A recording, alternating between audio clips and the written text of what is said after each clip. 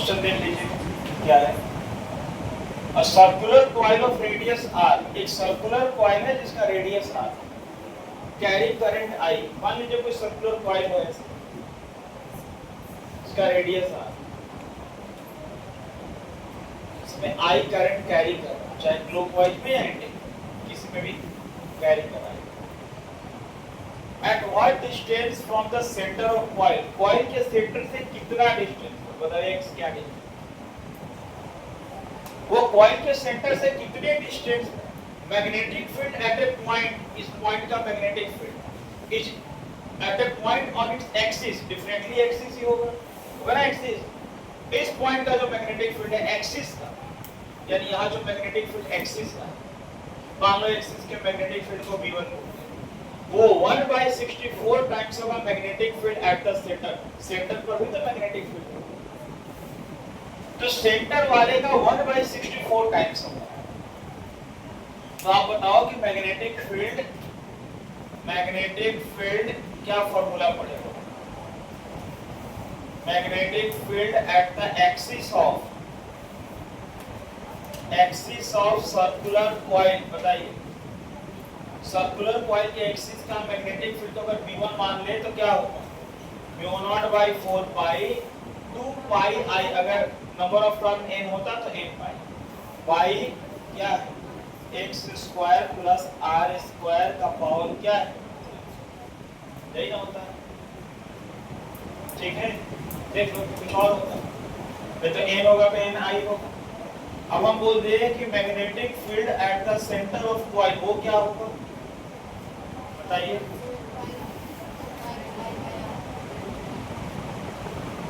Coil के centre का magnetic field करेंगे V2 बराबर μ0/4 pi 2 pi I by R, ये हो। अब इस क्वेश्चन में क्या बोला, ये जो प्रॉब्लम दिए हैं ये अकॉर्डिंग टू क्वेश्चन क्या है कि एक्सिस का मैग्नेटिक फील्ड, अगर इसको बोलते हैं एक्सिस का ये सर, या लिखते B एक्सिस, ज्यादा रहने तो B1, जो एक्सिस का मैग्नेटिक फील्ड है वो क्या है 1/64 टाइम है सेंटर, V1 है एक्सिस का और V2 है सेंटर, तो जो एक्सिस का मैग्नेटिक फील्ड है वो 1/64 टाइम्स है मैग्नेटिक फील्ड किसका, बताओ सेंटर, और x का वैल्यू आपको निकालना कितना डिस्टेंस है, मतलब x निकालना। तो आप बताइए एक्सिस का मैग्नेटिक फील्ड का formula μ0/4 pi 2 pi I by x square plus r square का power 3/2 is equal to 1/64 into, फिर दूसरा लिखे जरा सा देखिए, 1/64 इंटू सेंटर वाला कितना है μ0/4 pi 2 pi I by R, बताओ क्या क्या कैंसिल हो गया, तो μ0/4 पाई μ0/4 पाई कैंसिल, 2 पाई और 2 पाई कैंसिल हो गया, I भी कैंसिल, बच क्या गया, देखिए क्या बच गया, यहाँ जो बच गया उसको यहाँ लिखते हैं, ध्यान देना कैलकुलेशन, वो बचा 1/x square plus r square का पावर 3/2 बराबर 1/64r, 1/64r बचा कि नहीं बचा, अच्छा 64r बचा ना, r स्क्वायर तो नहीं बचा। अब आप बताइए कैलकुलेट करके कैसे आएगा, एक काम करते क्रॉस मल्टीप्लाई करते, 64r को अगर 1 से करते हैं तो 64r, यहाँ हो गया x square plus r square का पावर 3/2।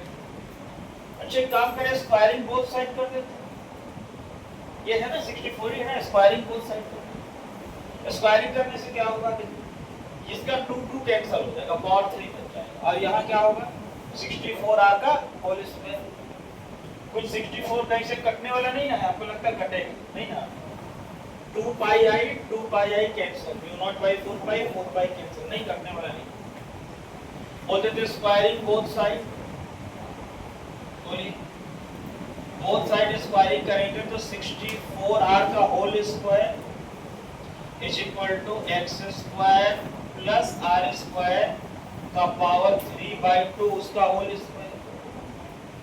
अब 64 को 2 बार करोगे तो क्या होगा 64 इंटू 64 करो तो कितना आ रहा है? 64 इंटू 64 बोलिए।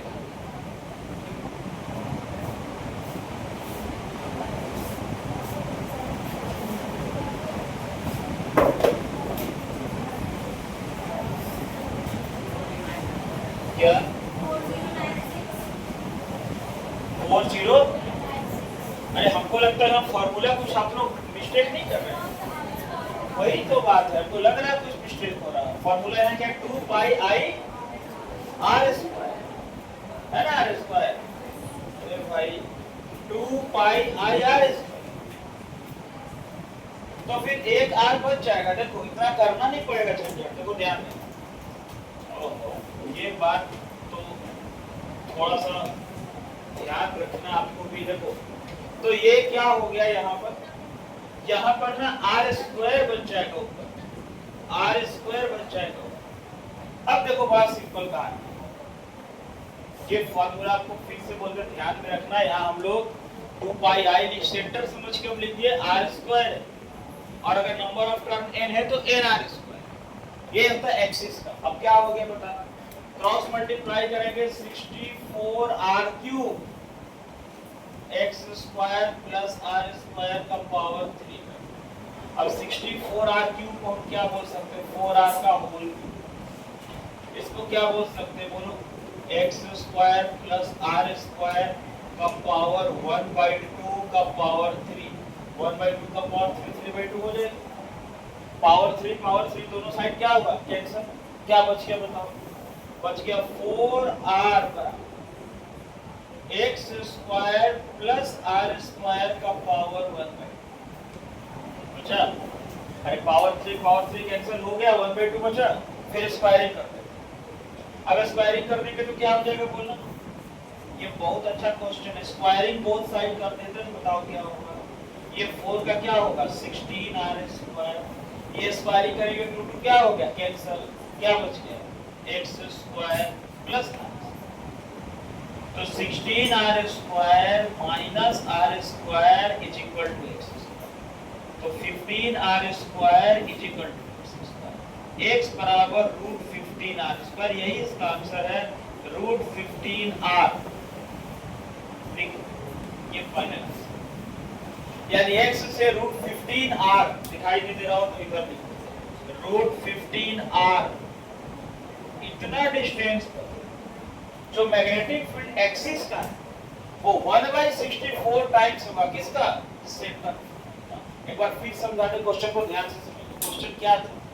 एक न्यूमेरिकल प्रॉब्लम था। A circular coil of radius r carrying current I at what distance from the center of coil? Coil के सेंटर से कितने डिस्टेंस पर? The magnetic field at point on its axis, magnetic field at point on its axis is equal to 1/64 times the magnetic field at the center of coil. Coil के centre का 1/64 times होगा। तो axis का ये formula v1 बराबर μ0/4 pi 2 pi i r square by x square r square को cot दिया। और एक्सिस का ये सेंटर का ये एक्सिस का पहले हम लोग ना यही r छोड़ दिया। अब ये 1/64 अकॉर्डिंग टू क्वेश्चन को है कि एक्सिस का 1/64 है सेंटर का। रख दिए फॉर्मूला, जो कैंसिल हुआ काट दिए, बाकी कैलकुलेशन करके x का वैल्यू आ गया 15r। समझ में आ रहा है? नोट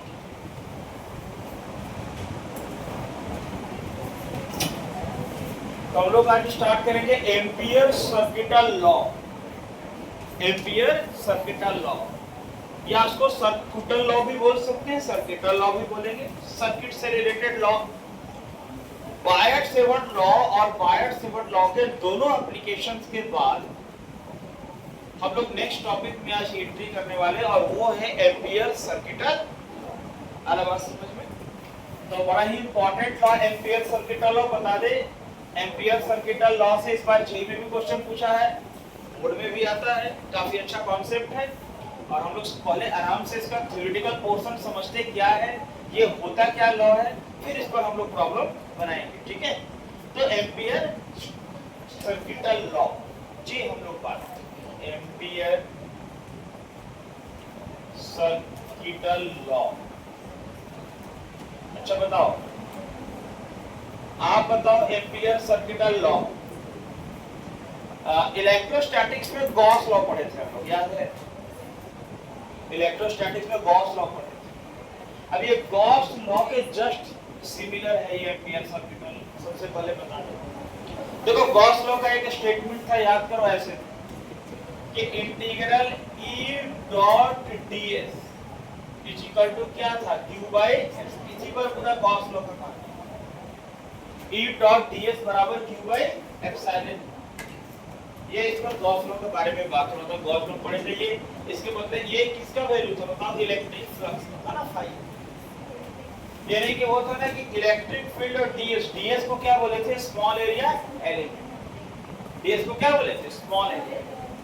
तो वैसे यहाँ पर हम लोग ds, अभी हमारा जो एम्पियर सर्किटल लॉ वो मैग्नेटिक फील्ड से रिलेटेड, वो क्या होने वाला, वो E के प्लेस में B होने वाला और ds का प्लेस में dl होने वाला। B डॉट dl क्या होने वाला, B डॉट। अभी क्या था, E dot ds equal to क्या था, q बाय एप्सिलॉन। अच्छा, एप्सिलॉन नॉट परमिटिविटी होता था फ्री स्पेस के लिए। अभी हमारा उसको बोलते हैं म्यू नॉट, और q के प्लेस में वो म्यू नॉट I, यानी एप्सिलॉन नॉट के बदले कांस्टेंट म्यू नॉट, और चार्ज के प्लेस में कांस्टेंट ये करंट I। कि चार्ज तो रेस्ट में होगा तो इलेक्ट्रोस्टैटिक्स, यहाँ तो रेस्ट का बात नहीं है, चार्ज क्या होना चाहिए। तो जो एम्पियर सर्किटल लॉ है वो similar to Gauss law, just like जो इलेक्ट्रोस्टैटिक्स में गॉस लॉ का बात था, एक उसके पैरेलल उसके जैसा, या बट ये मैग्नेटिक फील्ड का ये लॉ है एम्पियर सर्किटल। तो उसका जो मैथमेटिकल फार्मूला आने वाला है एम्पियर सर्किटल लॉ का, वो मैथमेटिकल फार्मूला आने वाला B डॉट dl बराबर म्यू नॉट I। क्या आने वाला, B डॉट dl बराबर म्यू नॉट I। अब इसका सबसे पहले स्टेटमेंट हम लोग लिखते हैं कि स्टेटमेंट क्या है। ये क्या बता, ये समझना बहुत जरूरी है। इट स्टेट्स दैट, ये क्या स्टेटमेंट है वो जरा देखते हैं। The line integrals of magnetic field, ठीक है, line integrals of magnetic field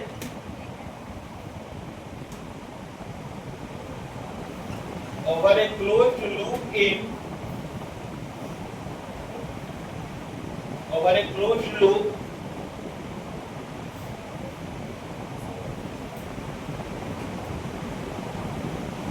is equal to, over a closed loop या around any closed loop is equal to mu naught times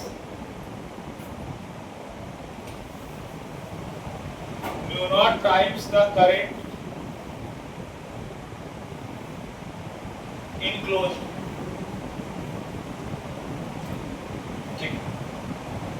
The line integrals of magnetic field over a closed loop या around any closed loop is equal to mu naught times the total current, लिखो mu naught times the total current flowing through it as such, that is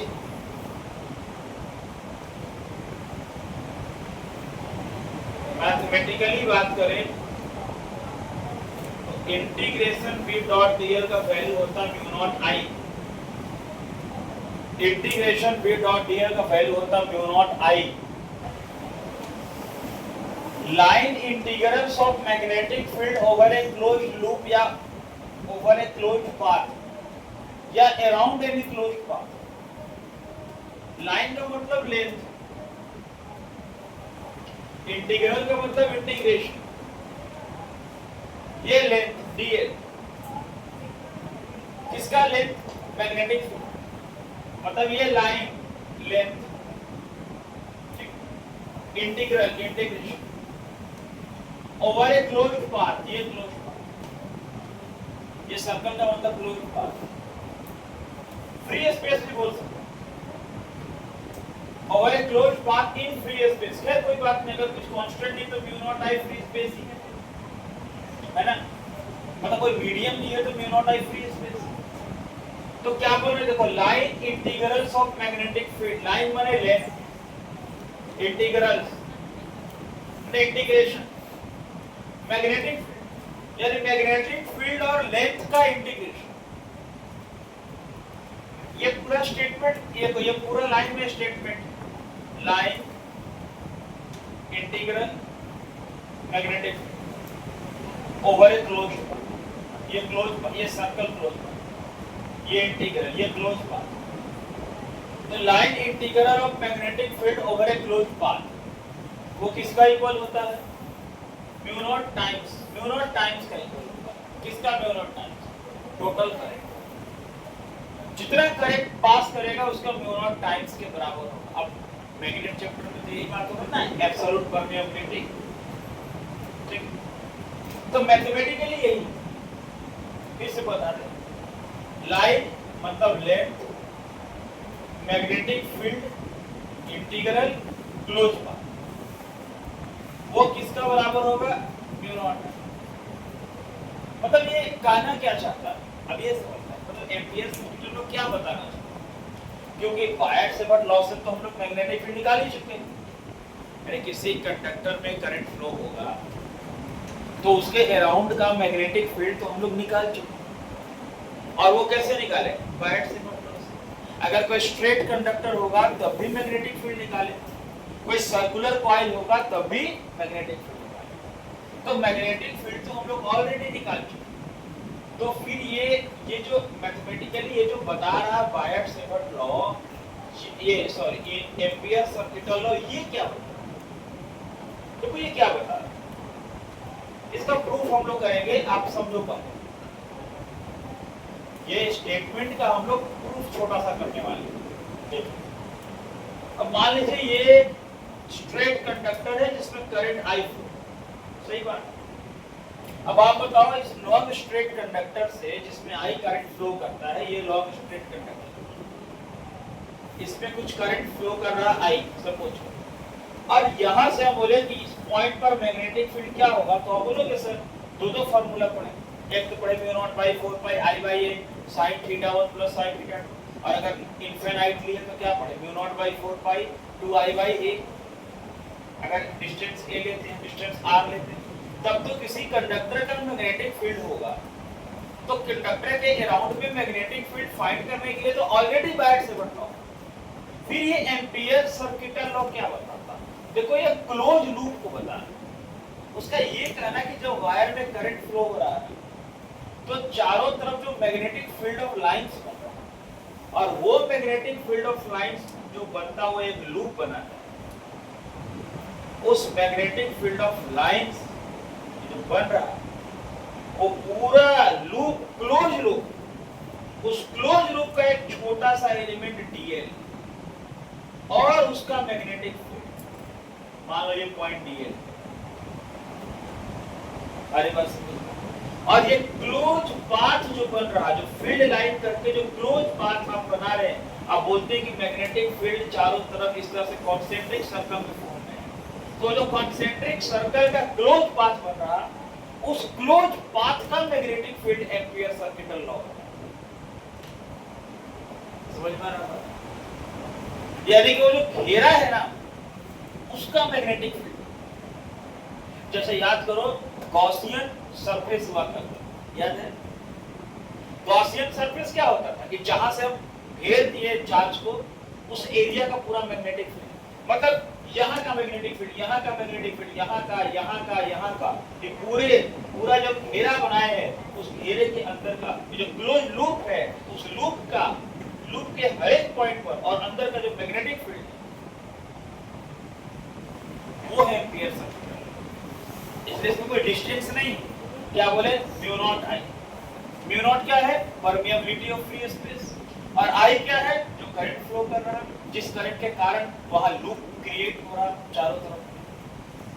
तो आपसे अगर यहाँ बोलते ना कि अच्छा बताओ इस पॉइंट पर जो मैग्नेटिक फील्ड है वो किसके कारण, उसका फॉर्मूला क्या होगा, बायट सेवर्ट लॉ। मतलब हम एम्पियर सर्किटल लॉ का प्रूफ बायट सेवर्ट लॉ के बिना नहीं कर सकते, हमको बायट सेवर्ट लॉ का हेल्प लेके करना होगा। क्योंकि किसी स्ट्रेट कंडक्टर से किसी डिस्टेंस पर जो मैग्नेटिक फील्ड निकलेगा वो बायट-सेवर्ट लॉ से निकलेगा।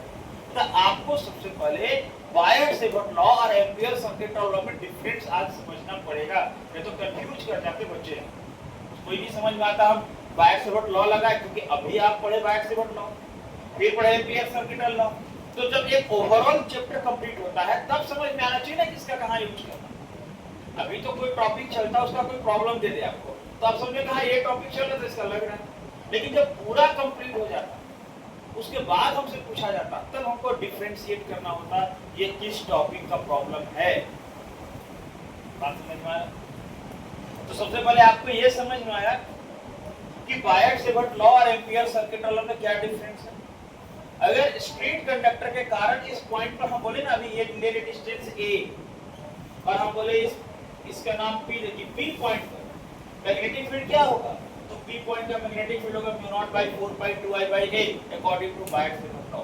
मतलब हम एम्पियर सर्किट लॉ बिना बायट-सेवर्ट लॉ का नहीं कुछ कर सकते। अब बताइए ऐसा लूप तो एक तो नहीं होगा, बहुत सारा होगा ना, बहुत सारा। अरे नंबर ऑफ बनेगा लूप तो n से मल्टीप्लाई कर देंगे μ0 ni होता एक लूप का बात। ठीक है, समझ में आ रहा बात? मतलब ये इस वायर में करंट फ्लो करता, इसके अराउंड में बन रहा सर्कल, लूप बन रहा क्लोज लूप। उस क्लोज लूप का, उस पाथ का टोटल मैग्नेटिक फील्ड बताने का काम एम्पियर ने किया, जो डिस्टेंस पर डिपेंड नहीं कर रहा। समझ में आ रहा बात? तो बोलते हैं इसका पूरा के लिए अगर पूरा लूप का मैग्नेटिक फील्ड निकालना है तो छोटा सा एलिमेंट दिए, अच्छा इस पॉइंट पर मैग्नेटिक फील्ड इधर बनेगा b, अरे नहीं बनेगा इधर, ऐसे बनेगा ना इधर। तो बात तो समझ में आ रहा है। अब ये पूरा l मतलब a है तो 2πa, r है तो 2πr, समझ में ना। रेडियस होता तो उसका सर्कमफेरेंस क्या होता है, सर्कमफेरेंस 2πr होता है ना। तो यहाँ a है तो 2πa, क्योंकि बाउंड्री लाइन तो सर्कमफेरेंस ही कहलाएगा, एरिया तो नहीं कहलाएगा। बाउंड्री लाइन क्या होगा, सर्कमफेरेंस, है ना। तो 2πa का जो पूरा पाथ है उसका लेंथ है l, यानी इस पूरा जो चारों तरफ घूम रहा है इसका l कितना, बोले कि इसका l है 2πa। अब इस l का एक छोटा सा dl, क्यों छोटा सा dl, अरे भाई बायट-सेवर्ट ने बता दिया था कि किसी का मैग्नेटिक फील्ड डायरेक्ट नहीं निकालना, पहले डिफरेंशिएशन करना छोटा सा, उसके बाद इंटीग्रेशन करना तो टोटल मिलेगा। तो उस बात को लेके चलना पड़ेगा पूरे चैप्टर। समझ में आ रहा है? ये बायट-सेवर्ट लॉ का किया करा है। तो यहाँ पे अब हम इसको थोड़ा सा ऐसे बॉक्स बना देते, थोड़ा बढ़िया लगेगा। हालांकि ये मत इस बॉक्स कुछ मत समझ, एक प्लेन है, प्लेन मान लो कोई पेपर वगैरह है, प्लेन है, या कुछ भी जगह है खाली जगह, उसका बात है। समझ में आ रहा बात? जैसे देखो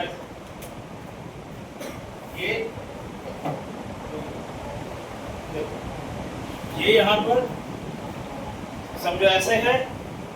अब इसके चारों तरफ ये मैग्नेटिक फील्ड बना है और ये प्लेन हमारा एक प्लेन है, उस प्लेन में ये वायर है, स्ट्रेट कंडक्टर है, इसके चारों तरफ मैग्नेटिक फील्ड बना है, उसका मैग्नेटिक फील्ड हम निकाल रहे हैं, उस लूप का मैग्नेटिक फील्ड निकाल रहे हैं और वो एम्पियर सर्किट लॉ से निकाल। समझ में आ गया बात? कोई दिक्कत किसी को? प्रूफ कोई बहुत बड़ा नहीं, देखो कैसे प्रूफ होता, सिंपल ध्यान देना। क्या लिखते हैं हम, लिखते हैं कंसीडर, थोड़ा कंसीडर कर लेते हैं, बहुत इंपॉर्टेंट लॉ है इसलिए consider a long straight conductor, long straight conductor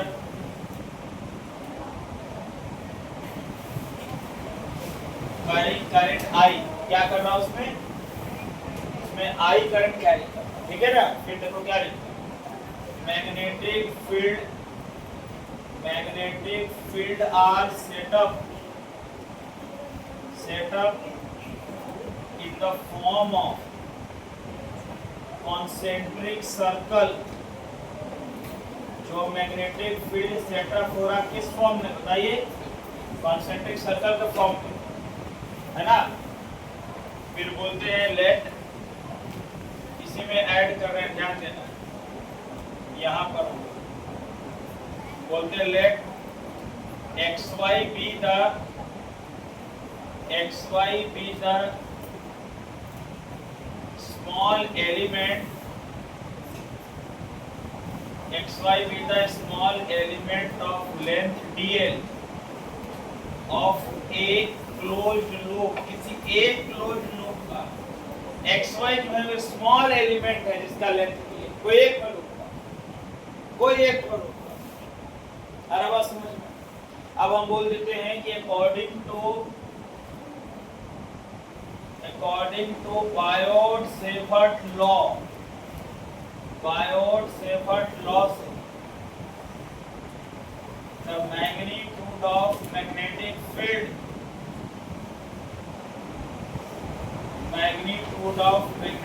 field at a distance a distance पर क्या हो, वो होगा a is b is equal to mu naught by 4 pi क्या होता है जी 2i by a, इक्वेशन 1 होता कि नहीं होता? अभी तक तो बैकवर्ड लॉ का ही बात हो रहा है, ये लॉन्ग स्ट्रेट कंडक्टर इनफिनिटली, इसे a डिस्टेंस पर आप बोल रहे हैं तो वहां मैग्नेटिक फील्ड यही होगा, ये बैकवर्ड लॉ हमको बताया। अब आप बोल रहे हैं कि देखो ये लूप है ना, इसके अंदर छोटा सा एलिमेंट dl, तो क्या करना है देखो ध्यान से।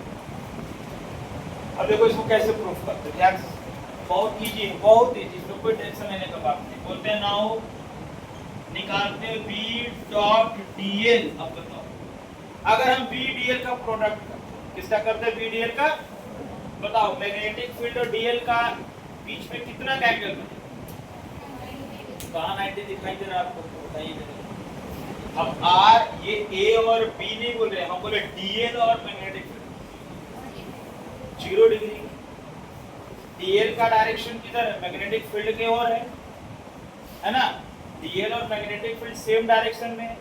अरे dl का डायरेक्शन क्या लेते हैं, जिधर करंट फ्लो करता है, करंट इसमें कहां फ्लो कर रहा है, इधर फ्लो कर रहा है, तो dl का डायरेक्शन भी उधर है और मैग्नेटिक फील्ड भी क्या है, आपको पता है कि dl का डायरेक्शन करंट के अकॉर्डिंग लेते हैं, तो करंट का ऐसे डायरेक्शन है तो dl भी वही गया, और dl वही गया तो b भी उधर गया, तो b और dl के बीच का एंगल क्या हो गया, 0 डिग्री।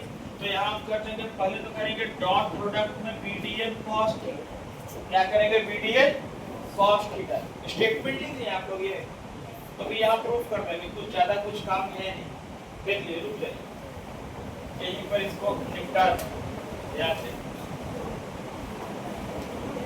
तो ये देखो, अब देखना इधर ध्यान से, तो b डॉट dl बराबर क्या हो, b dot dl is equal to, बताना, b डॉट dl बराबर b dl cos 0, लिख देते हैं b and dl are along same direction, और जो मैग्नेटिक फील्ड है वो टेंजेंट, वो मैग्नेटिक फील्ड टेंजेंट होगा, कहां टेंजेंट होगा, उस लूप के ऊपर, magnetic field in tangent on the loop, उस लूप के ऊपर में मैग्नेटिक फील्ड को टच करके लाइन खींचे, वो टेंजेंट।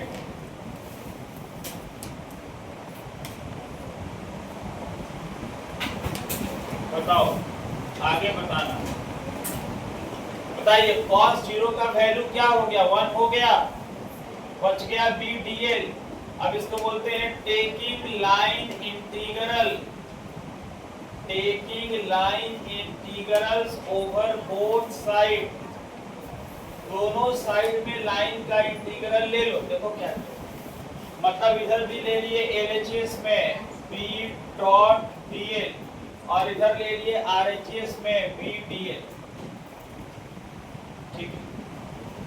बताओ b का वैल्यू क्या है, b का वैल्यू है mu naught by 4 pi i by a, और ये dl बायोट-सेवर्ट लॉ का वैल्यू, अच्छा 2i बाई a, और यहाँ हो गया dl। बताइए अब LHS दिखाई दे रहा है ना, LHS अपने जगह पर है, आगे बताना इधर LHS अपने प्लेस पे है, b डॉट dl बराबर क्या बाहर आएगा बोलो, mu naught by 4 pi 2i by a, अंदर में क्या बच गया dl। बताइए dl का क्या होगा इंटीग्रेशन, dl का l का माने लेंथ माने सरकमफेरेंस, और सर्कमफेरेंस क्या होता है 2 पाई r, और यहाँ पर क्या होने वाला 2 पाई a। अरे एलएचएस चलते जा रहा, समझ रहे बात को। ये v का वैल्यू रख दिए यहाँ, ले लिए बाहर, dl का l मतलब circumference 2 pi r, r radius a लेंगे। क्या क्या कट गया बताओ, तो b डॉट dl बराबर बोलो क्या क्या कैंसिल, a कैंसिल और क्या कैंसिल, पाई पाई कैंसिल और क्या क्या कैंसिल, 2 2 4 4 से 4 सब कैंसिल, और बच गया म्यू नॉट आई। यही हो गया एम्पियर्स लॉ का प्रूफ।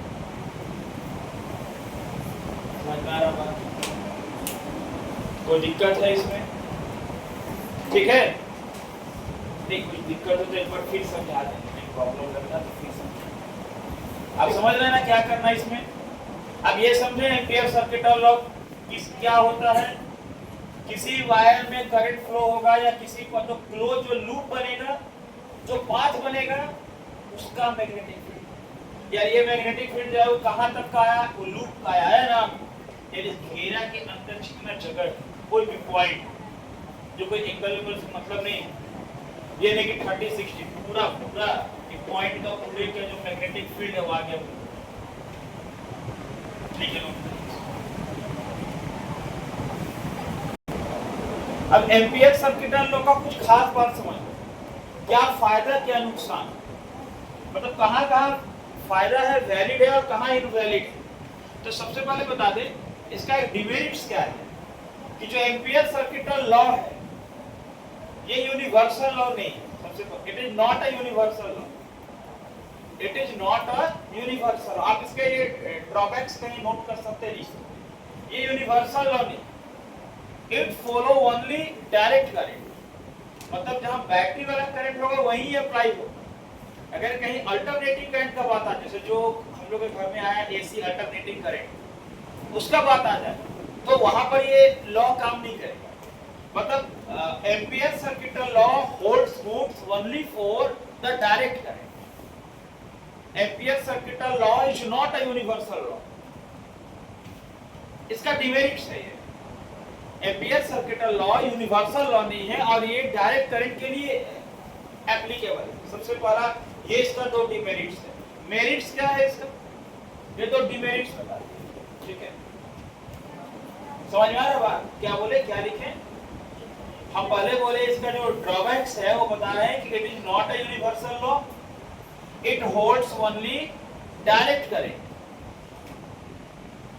मतलब जहां डीसी करंट है वहीं पर एम्पियर सर्किट लॉ काम करेगा, मतलब अल्टरनेटिंग करंट में ये लॉ काम नहीं करने वाला। समझ में आ रहा होगा, क्लियर है ना? अच्छा फायदा क्या है इसका, फायदा देखो क्या फायदा इसका ये है कि जो एम्पियर सर्किट लॉ है वो applicable for any shape and size of object. इसको ये मतलब नहीं कि लॉन्ग स्ट्रेट कंडक्टर है, सर्कुलर कॉइल है, इससे मतलब नहीं, ये किसी शेप साइज के लिए applicable. It is applicable for any shape and size of a body. ये किसी भी शेप और साइज के लिए एप्लीकेबल है, साइज शेप पे डिपेंड नहीं करेगा। ठीक है ना? कल कोई आप सर्कुलर कॉइल हो ना और उसके राउंड पे क्लोज पाथ बने, सुनो बात, सर्कुलर कॉइल हो उसके राउंड पे क्लोज पाथ बने, उसका भी formula v dot dl mu naught i ही हो। समझ में आ रहा बात? उसका भी v डॉट dl क्या होगा, म्यू नॉट i ही। अगर एक टर्म है तो बोल देंगे म्यू नॉट ni, बस एक दो बार। ये एक मेरिट्स होगा। और एक क्या मेरिट्स है इसमें, डिपेंड डिस्टेंस का कोई प्रॉब्लम नहीं, it does not depend on the distance from conductor, it does not depend on the distance from conductor, है ना?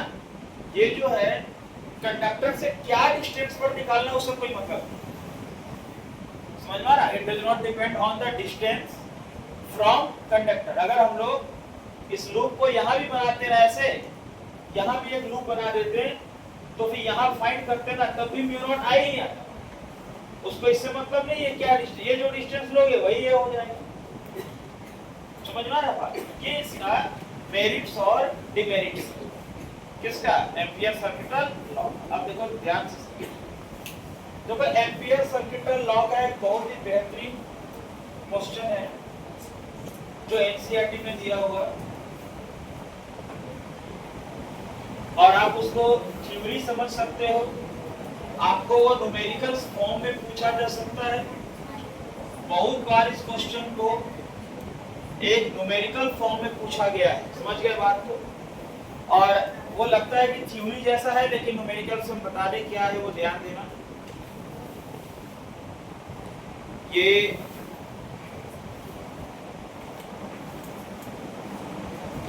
ठीक है, देखो ये तुम्हारा नया वाला एनसीईआरटी में पेज नंबर 119 119 ये क्वेश्चन के फॉर्म में दिया हुआ है, प्रॉब्लम के फॉर्म, मतलब एक न्यूमेरिकल फॉर्म में दिया। वो थ्योरी है न्यूमेरिकल की, लिखते ही इसको समझ में आएगा। लिखिए, वेरी वेरी इंपॉर्टेंट करके, ये बार बार पूछा जाता है, ठीक है। लिखो देखो, फिगर शो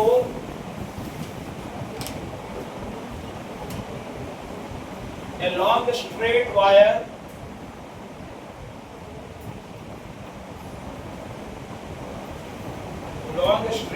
of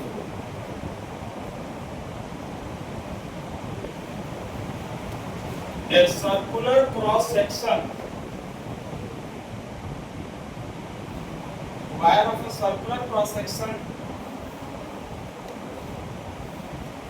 ब्रैकेट में दिया हुआ radius a, small a, carry steady current मतलब direct current I, the current I is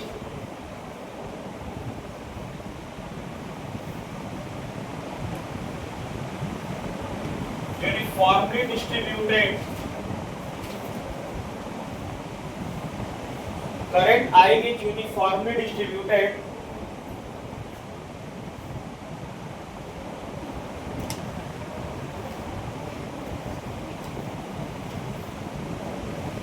across the cross section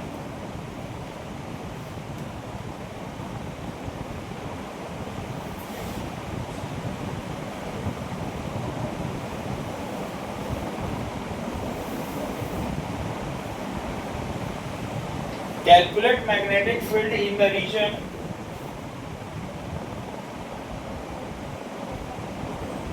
R less than A and R greater than A.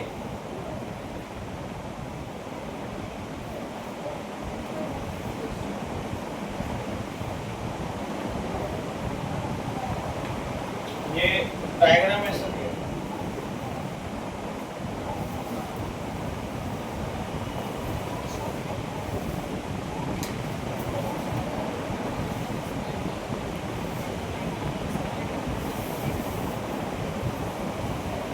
तरीके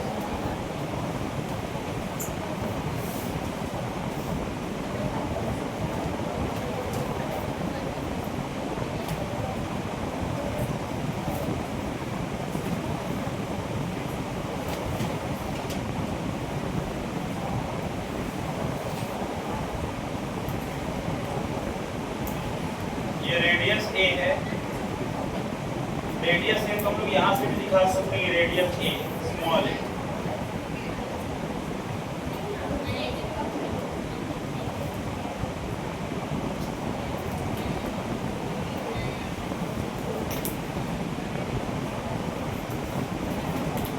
और ये R1 छोटा R1,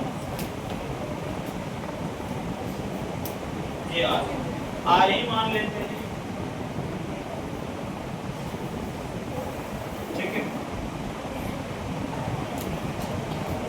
इस तरीके का काम, ये पॉइंट P,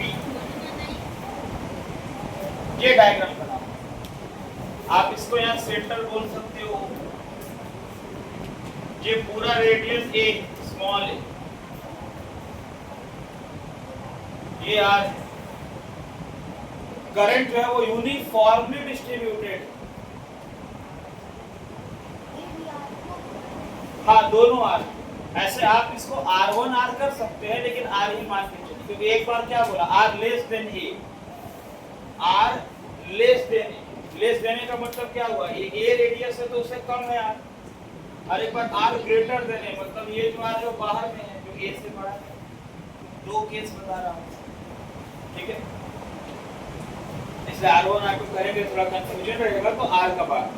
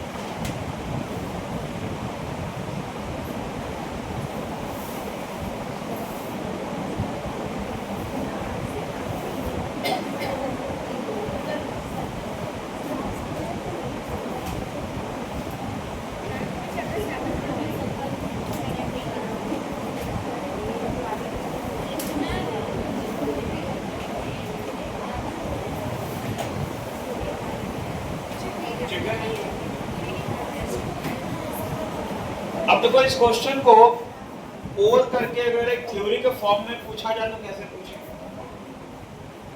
देखो एक सिंपल ये केस से पूछा जा सकता है, बाहर वाला केस वो ये बोल सकता है कि derive expression for magnetic field है ना, using Ampere circuit law, derive expression for magnetic field due to infinitely long straight conductor.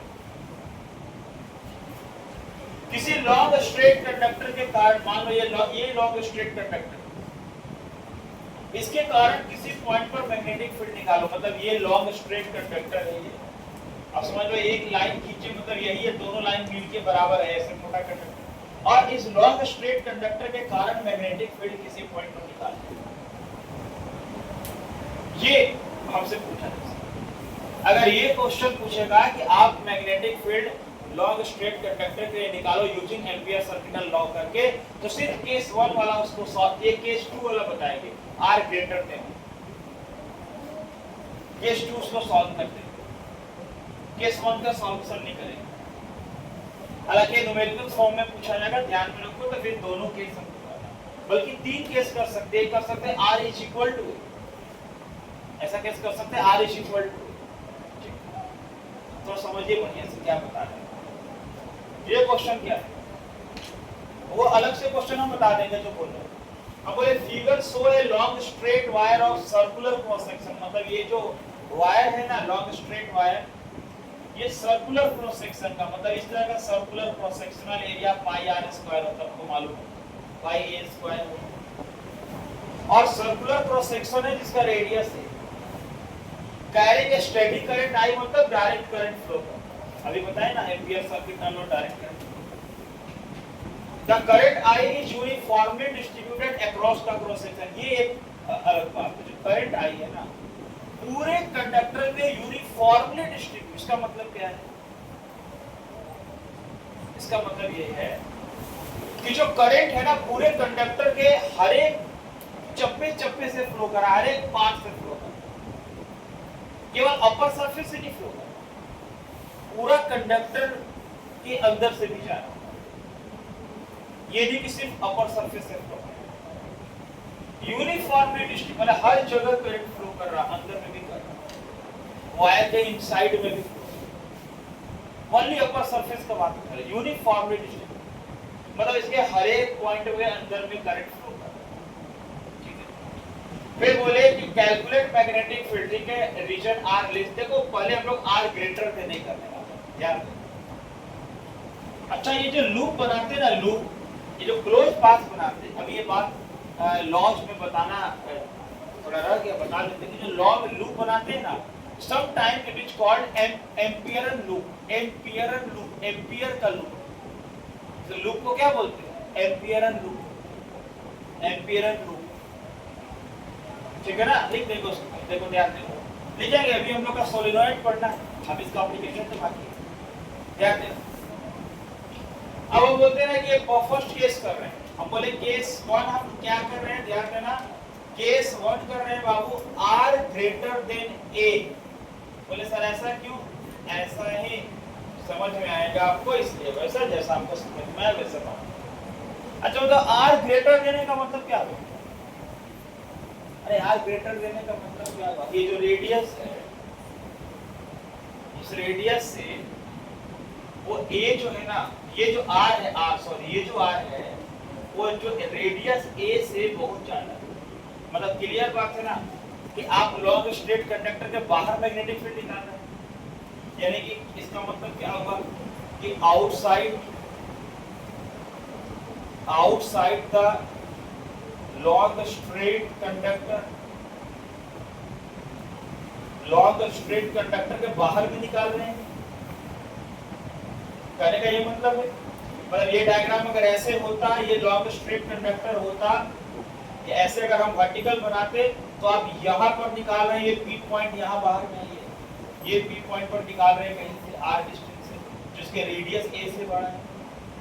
हमको बार बार डायग्राम बनाने की जरूरत नहीं है, आप समझो। आर ग्रेटर देने का मतलब ये वाला यहाँ निकाल रहे हैं पी को, इस लूप के लिए, तो उसके लिए क्या कर रहे हैं, एम्पियर्स लॉ डायरेक्ट लगा दें according two ampere circuital law. क्या होता है भाई बताओ, क्या होता है V डॉट dl बराबर क्या होगा, म्यू नॉट है। तो बताओ अभी यहाँ पर हम डायरेक्ट अगर कोई dl वगैरह dl अगर ले तो cos 0 1 हो जाएगा, अभी ना पढ़े तो डायरेक्ट हम बोल देते हैं कि p dl cos 0 डिग्री बराबर म्यू नॉट है, cos 0 1, p बाहर निकल गया, dl म्यू नॉट आई, अभी पढ़े हम लोग। तो dl का क्या होगा बताओ, क्या होगा, b dl का 2 पाई क्या होगा r, क्योंकि आप कहाँ निकाल रहे हैं, यहाँ निकाल रहे हैं बाहर में, तो ये रेडियस ये डिस्टेंस लेना होगा ना, 2 पाई r बराबर उधर क्या हो गया बोलो, म्यू नॉट आई। तो b इक्वल टू क्या निकल गया, mu not I by 2 pi r, ये निकल गया। इसमें तो कोई दिक्कत की बात ही नहीं, कोई प्रॉब्लम नहीं है, r ग्रेटर देन a में कोई प्रॉब्लम नहीं। अरे भाई लॉन्ग स्ट्रेट कंडक्टर के बाहर निकाल रहे हैं, यहाँ पर निकाल रहे हैं, यहाँ पर ये निकाल रहे हैं, कोई प्रॉब्लम नहीं। प्रॉब्लम है जब कंडक्टर के अंदर निकालेंगे, देखो अंदर यहाँ निकालेंगे तब, यानी इसमें कोई दिक्कत, r ग्रेटर देन में कोई प्रॉब्लम। और इसका मतलब यह हुआ कि b जो है ना वो इनवर्सली प्रोपोर्शनल r का, देखो मैग्नेटिक फील्ड डिस्टेंस के साथ तो डिक्रीज ही करेंगे। बोलिए ये केस समझ में आया, अरे ये केस समझ में आया, वो लिख दिया चलिए पहले लेस फिर ग्रेटर, हम लोग ग्रेटर देन पाएंगे। ऐसे समझे कि मान लो स्ट्रेट वायर के बाहर में, स्ट्रेट के ऊपर में, स्ट्रेट के अंदर भी करते, चलो इनसाइड का अब बात, ये आउटसाइड समझ में आ रहा बात, इसमें तो कोई दिक्कत है नहीं। हम लोग क्या किए, सिंपल बी एल का मतलब कि डायरेक्ट लिख सकते थे, अगर ये सब नहीं करते ना थीटा 0 वगैरह, डायरेक्ट क्या लिखते मालूम है, b * 2 पाई r बराबर म्यू नॉट आई, पहला स्टेप b बराबर म्यू नॉट आई बाई 2 पाई। हमको पता है वो dl जो है 2 पाई r की फॉर्म, तो वो जो लूप बनाए फेयर लूप, वो सर्कल फॉर्म। अच्छा दूसरा केस में हमको क्या समस्या क्या दिखाई दे रहा है, दूसरा केस में क्या दिक्कत क्या लगती है, क्यों ऐसा बोलने की second case is very very important, ऐसा क्यों नहीं, सेकंड केस ज्यादा इंपॉर्टेंट ऐसा क्यों बोल रहे, क्या कॉन्सेप्ट क्या प्रॉब्लम क्या है, लिखिए प्रॉब्लम बताते, लिखिए। देखो भाई केस 2 ध्यान देना, केस 2 को थोड़ा अच्छे से ध्यान करो, ये ऊपर में साफ करते हो गया लिखा होगा,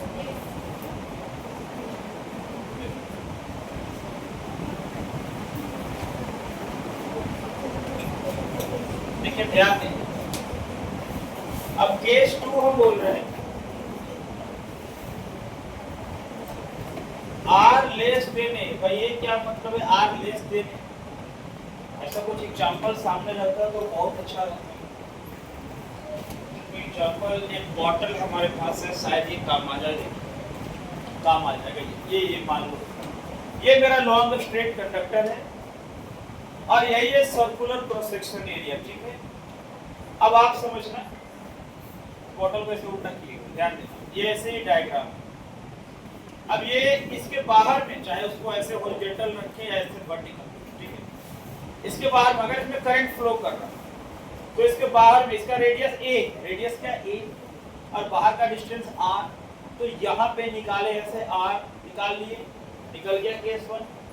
r लेस देने का मतलब क्वेश्चन में ये बोला गया था कि current is uniformly distributed, current is, ये भाई यूनिफॉर्मली डिस्ट्रीब्यूटेड मतलब करंट। अब ये मान लो ये जो इसका ऊपर में छोटा सा पोर्शन है, ये बस इतना दूर में यही आर लेस देने होगा। बहुत अच्छा एग्जांपल, ये क्या हो गया, ये जो दिख रहा है ना, ये वाला पार्ट, ये आर लेस देने, पूरा तो ये अंदर का पार्ट है।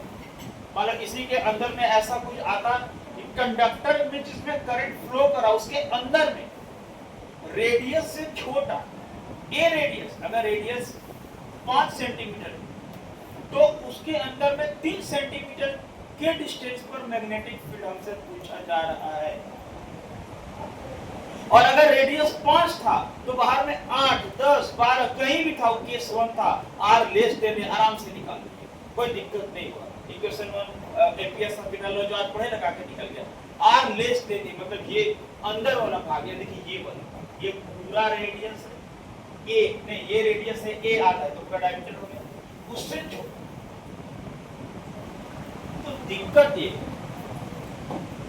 कि करंट जो फ्लो कर रहा आई, ये करंट इस पूरा बॉटल के अंदर से जा, तो ये जो छोटा वाला पोर्शन का आप निकालना चाहते हैं उसका कितना करंट होगा ये कैसे मालूम करें? B डॉट dl बराबर जो म्यू नॉट I लिखते हैं वो I कैसे लिखते हैं? क्योंकि अब आप पूरा I नहीं ले सकते। क्यों नहीं ले सकते पूरा I? अरे पूरा I तो पूरे कंडक्टर के लिए है ना। अब जो इसका छोटा सा ही पोर्शन है, ये जहां आप एम्पियर का लूप बनाए, जो सर्कल बनाए, इस एरिया से जितना करंट फ्लो कर रहा वो करंट हमको चाहिए। अगर वो करंट हम निकाल लिए तो हम निकाल देंगे B डॉट dl बराबर म्यू नॉट I, बात खत्म, कोई प्रॉब्लम नहीं होगा। हमको कोई बताओ वो करंट कैसे निकले, बताओ जवाब कैसे। अगर हम बोल दे कि R लेस देन A में, बचने जो हुआ है R लेस देन A में, क्या बोल दे, बोल दे कि current is uniformly distributed, current is uniformly distributed, है ना। अब हम बोलते हैं current passes through, थोड़ा लैंग्वेज लिखने से ताकि घर में भी याद रहे, पढ़े। current passes through cross sectional area, cross sectional area of R less than A, हम बोलते हैं उसको I डैश बराबर, देखो क्या लिखते हैं, अब बताना ये लिख रहे हैं कैसे, ये कोई हमको बता सकता है, कोई आइडिया दे सकता है कि कैसे करंट निकाले?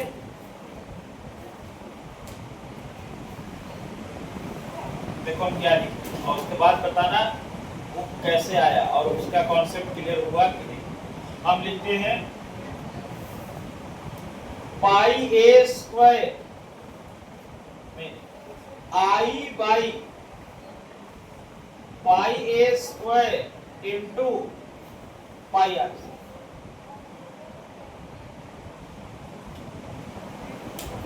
I by pi A square into pi r, ठीक है जैसे ये I कहां का करंट था, पूरे कंडक्टर का था ना, और पूरे कंडक्टर का एरिया क्या हो गया पाई आर स्क्वायर।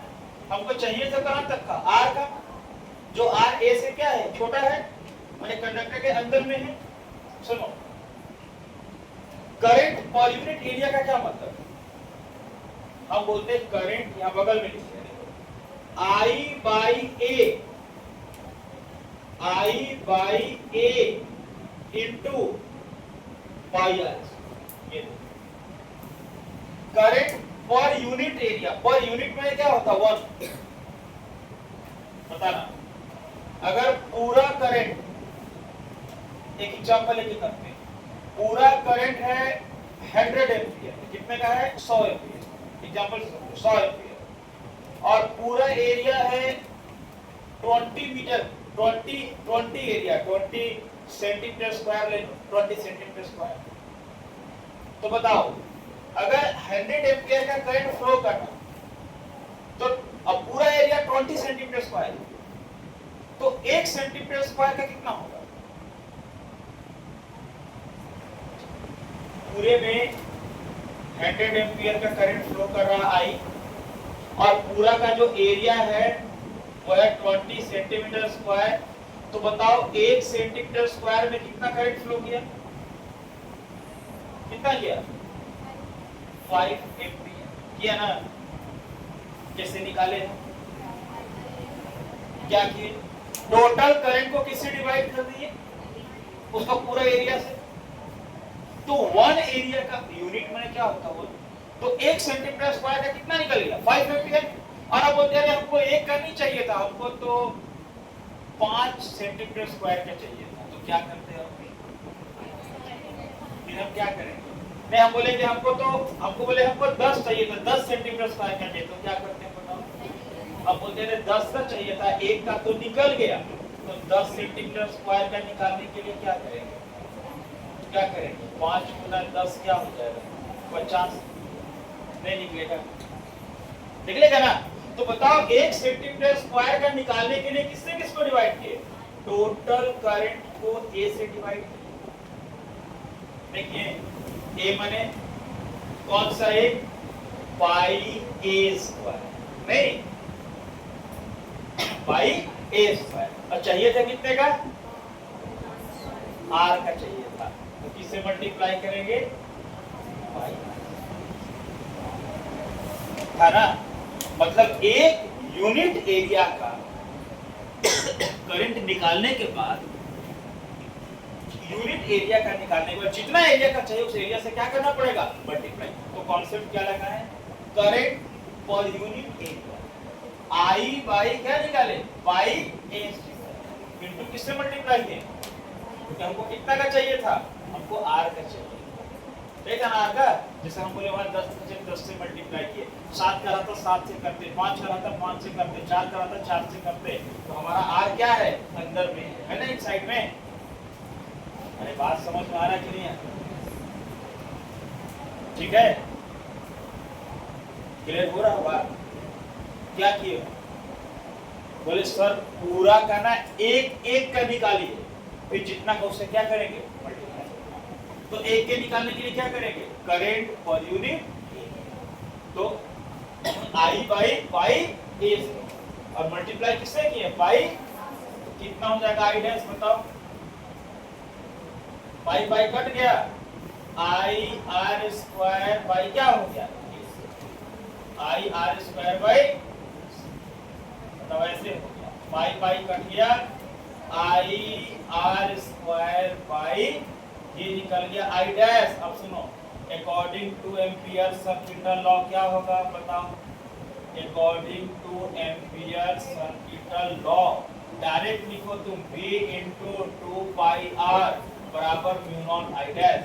बोले सर डायरेक्ट कैसे लिखते हैं? अरे dl cos 01 cos 01, dl का l माने 2 पाई r, r है तो r डायरेक्ट लिख सकते हैं, ये यूज कर सकते हैं। म्यू नॉट i के बदले क्या होगा? i डैश, i के बदले, तो बोले क्या हो गया? v इंटू बोलो 2 पाई r बराबर म्यू नॉट, बोलो i डैश का वैल्यू कितना है? i r square by a square, दोनों तरफ कुछ कट रहा है, r r कट रहा, b बराबर क्या बच गया? म्यू नॉट i, और क्या बच गया? एक r, और क्या बच गया? 2 पाई क्या बच गया? a square. मतलब इसको ऐसे सीधा करके लिखते हैं mu naught by 2 pi I R by क्या लिखते हैं ए, ये आंसर। अब इसमें एक आश्चर्य का बात क्या मिला, क्या मिला आश्चर्य, कुछ नहीं मिला, क्या मिला आश्चर्य का बात बताओ, अरे मिला कुछ आश्चर्य का बात, ये पहली बार मिला कि sir B directly proportional R है। देखो अरे डायरेक्टली प्रोपोर्शनल है, डिस्टेंस बढ़ने से मैग्नेटिक फील्ड घटता है, लेकिन यहाँ तो डिस्टेंस के साथ क्या है डायरेक्टली प्रोपोर्शनल। अगर हम सेंटर पर बोल देते तो, अगर हम लिख देते एट सेंटर, क्या होता एट सेंटर ऑफ कंडक्टर, और कंडक्टर के सेंटर पे आर जीरो, तो मैग्नेटिक फील्ड क्या होता है। अरे मतलब क्या समझ में आ रहा, थोड़ा सा समझ लो, फिर घर जाना ही है, सबको ये वाला तो लिखने की जरूरत नहीं है ना। देखो क्या क्या समझ रहा है सर, इसका मतलब आप ये बोल रहे हैं, एक मिनट, इसका मतलब आप ये बोल रहे हैं कि सेंटर पे, पूरे एकदम सेंटर पे मैग्नेटिक फील्ड क्या होगा जीरो। सुनो सेंटर पे क्या होगा, और सेंटर से सरफेस की ओर आएंगे, सेंटर से क्या आएंगे तो मैग्नेटिक फील्ड बढ़ेगा, मैग्नेटिक फील्ड देखो डायरेक्टली प्रोपोर्शनल, और सरफेस से बाहर जाएंगे तो क्या होगा मैग्नेटिक फील्ड घटेगा। ठीक वैसे ही जैसे अर्थ के सेंटर पर छोटा जी का value acceleration due to gravity का वैल्यू क्या होता है जीरो, और जब सेंटर से सरफेस की ओर आते हैं तो जी का वैल्यू बढ़ के क्या होता है 9.8, और जब सरफेस से बाहर जाते हैं तो जी का वैल्यू फिर डिक्रीज होता है। समझ में आ रहा बात, तो इसको मैग्नेटिक फील्ड सेंटर पे क्या हुआ बोलो जीरो, सेंटर से सरफेस की ओर आया तो क्या हुआ मैग्नेटिक फील्ड बढ़ रहा, और सरफेस से बाहर जा रहा तो क्या हो रहा। सोच लो थ्योरी का कितना बड़ा रोल होता है फिजिक्स में, समझ में आ रहा बात। इसको ग्राफ से कैसे बनाएंगे, देखो इसका ग्राफ ऐसे, ये अगर हम कर दे ये मैग्नेटिक फील्ड और ये आर, सुनो क्या होगा सेंटर, देखो यहाँ पे क्या है जीरो, यहां से गया ऐसे ऊपर, ये सरफेस पे हुआ, और ये बढ़ते गया बी डायरेक्टली प्रोपोर्शनल आर, और उसके बाद फिर घटते गया ऐसे बी इनवर्सली प्रोपोर्शनल आर। ठीक है ना, सेंटर पे जीरो, ये सरफेस हो गया, मतलब ये वाला पॉइंट क्या हो गया, ये वाला पॉइंट हो गया आर ए के बराबर। अरे एक केस और कर सकते थे ना हम लोग, क्या कर सकते r less than a, r greater than a, r is equal to a, तो r is equal to a का ये केस, और फिर उसके बाद क्या होगा डिक्रीज, मतलब जो लॉन्ग स्ट्रेट कंडक्टर है उस लॉन्ग स्ट्रेट कंडक्टर के सेंटर पर मैग्नेटिक फील्ड जीरो है, सेंटर से अंदर से सरफेस की ओर आएंगे तो मैग्नेटिक फील्ड इंक्रीज करेगा, और फिर सरफेस से बाहर जाएंगे तो मैग्नेटिक फील्ड क्या होगा डिक्रीज करेगा। ये एनसीईआरटी का प्रॉब्लम है, इसलिए बोलते हैं कि एनसीईआरटी में भी बहुत छुपा क्वेश्चन है, ढूंढ के बनाना सीखो। इसको पूरा बढ़िया से पढ़ लीजिएगा, कोई भी डाउट हो तो अगले क्लास जरूर पूछिएगा, क्योंकि डाउट वाला टॉपिक है थोड़ा, ये तो आपको पूछना आपका काम है।